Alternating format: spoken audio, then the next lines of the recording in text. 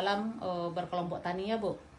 Selawat beri salam tidak lupa pula kita kirimkan kepada junjungan Nabi kita yakninya Nabi besar Muhammad Sallallahu Alaihi Wasallam. Allahumma salli ala Sayyidina Muhammad wa ala Sayyidina Muhammad. Yang sama-sama kita hormati Bapak dosen dan Ibu dosen kita dari Politeknik Pertanian. Nah, Pak Muklis, mungkin di Siko tidak memperpanjang mukadimah. Itu sebelum kita memulai, marilah kita membukanya dengan membacakan Bismillahirrahmanirrahim. Semoga apa yang kita laksanakan diberkahi Allah Subhanahu Wa Taala.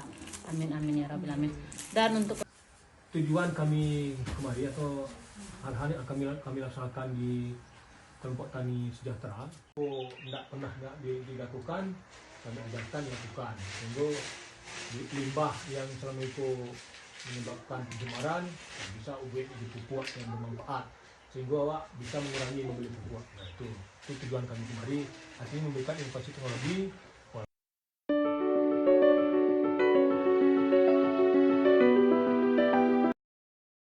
Banyak bicara tentang kelompok gitu kan.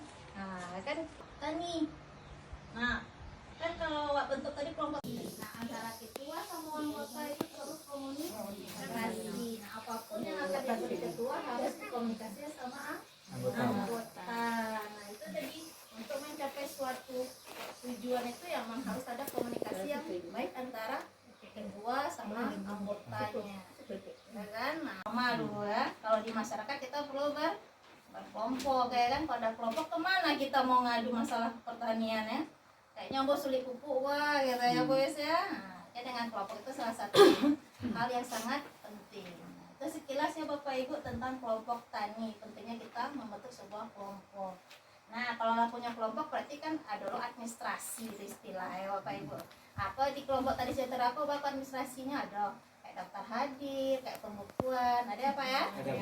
Oke, itu sekilas tentang format pembukuan ya Bapak Ibu. Oke, nanti disesuaikan nanti untuk pengurusannya. Nah, kalau untuk buku pemilikan lahan gimana Pak Musar? Itu ada? Buku Catatan pemilikan lahan ternak. Oke, setiap anggotanya kan kita perlu juga mendatai. Iya.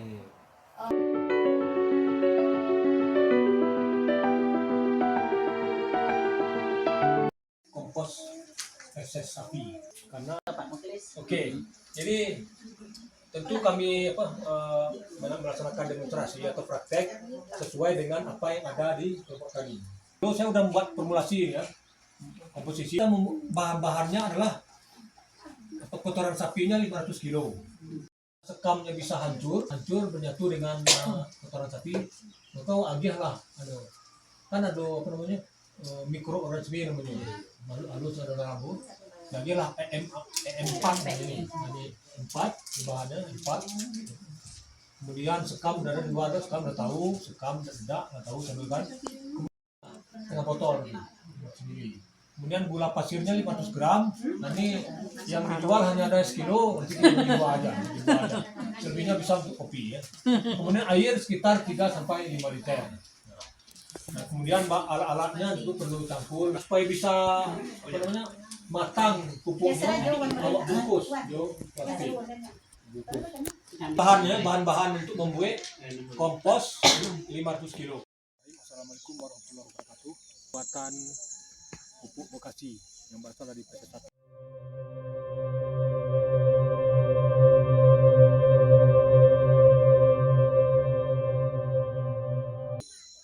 Adapun tahapan dari pembuatan pupuk Bekasi Sapi itu ada beberapa tahapan. Yang pertama adalah membuat tumpukan feses sapi dengan tinggi 15-20 cm. Jadi siku bukanlah dia dah. Kadang Tahapan berikutnya adalah penambahan sekam tadi yang diaduk secara merata pada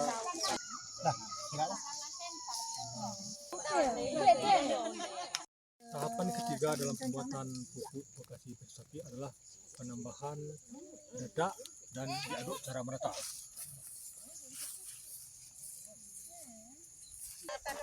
Tahapan keempat adalah pembuatan larutan mikroba dengan bahannya adalah campuran gula 500 gram, kemudian empat 500 mili, dan dengan air sekitar 3 sampai 5 liter.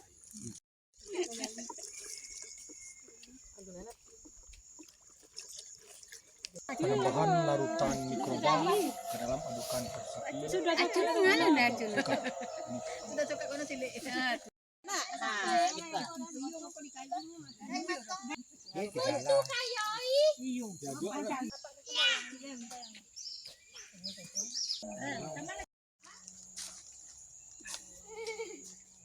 Tahapan terakhir dalam pembuatan pupuk vokasi sapi adalah menyungkup. Mudah-mudahan ini berhasil. 14 hari ke depan atau 2 minggu ke depan kita akan berhasil yang maksimal sehingga bisa digunakan untuk pembukaan tanaman bagi kelompok tani sejahtera.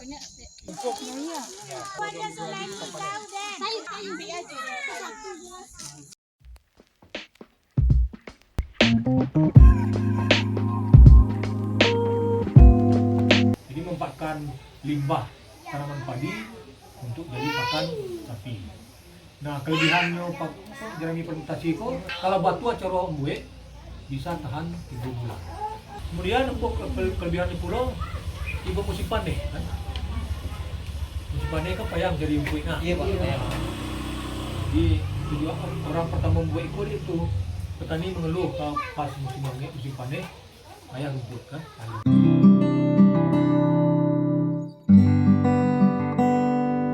Kita akan mempraktekkan bagaimana membuat pakan organik jerami fermentasi.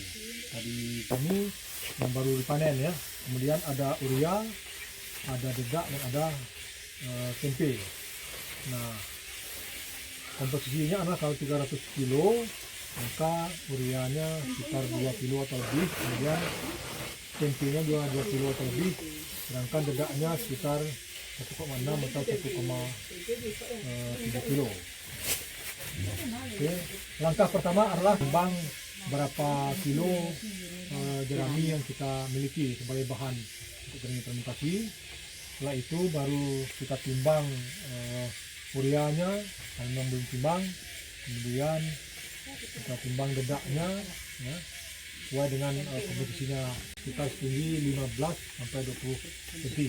Nah, ini sebagai tahap pertama sebagai langkah pertama adalah membuat tumpukan jerami segar setinggi ini sekitar 15 sampai 20 cm. Nah, ini proses pembuatan larutan starbio dengan menggunakan tempe sebagai pakan dari mikroorganisme untuk melakukan tumpukan jerami. Yang kedua, setelah ditumbukkan jeraminya, kita berikan urea urea. Itu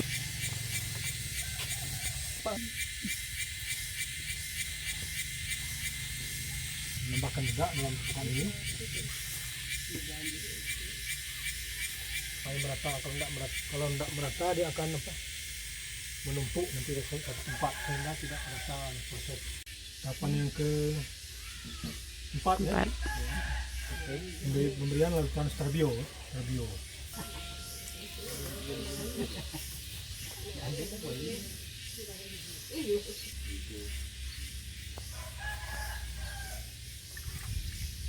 Bagus pakai jerami.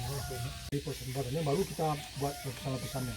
Jadi tahapannya sama kayak tadi, kasih lapis tumpukan, kemudian kita berikan urea dulu, lalu kita kasih taburkan dedak, kemudian kasih taburkan larutan starbio.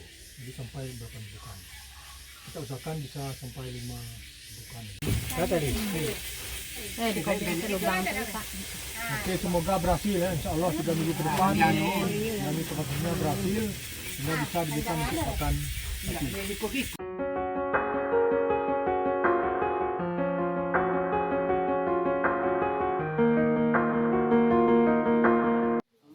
Ibu Rifa Hendriani, biasa dipanggil Ibu Rifa.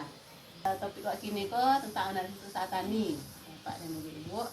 Analisis usaha tani itu awak membandingkan penerimaan awak, pendapatan awak, pengeluaran-pengeluaran dan biaya yang awak keluar. Jadi janganlah kan dari usaha yang wak lakukan tuh pasti ada hasilnya beko. Nah, pada rabu juanya itulah jadi penerimaan wak. Itu wak hitung lo biaya pusnya wak kurang. Jadi dianggap wak untung itu sadonya. Biasanya sananya di dalam usaha tani itu ada layak pendaknya kan. Kalau memang beruntung tuh ya dikatakan beruntung kalau pendapatan atau penerimaan itu lebih banyak dari biaya-biaya wak kaluan sadonya.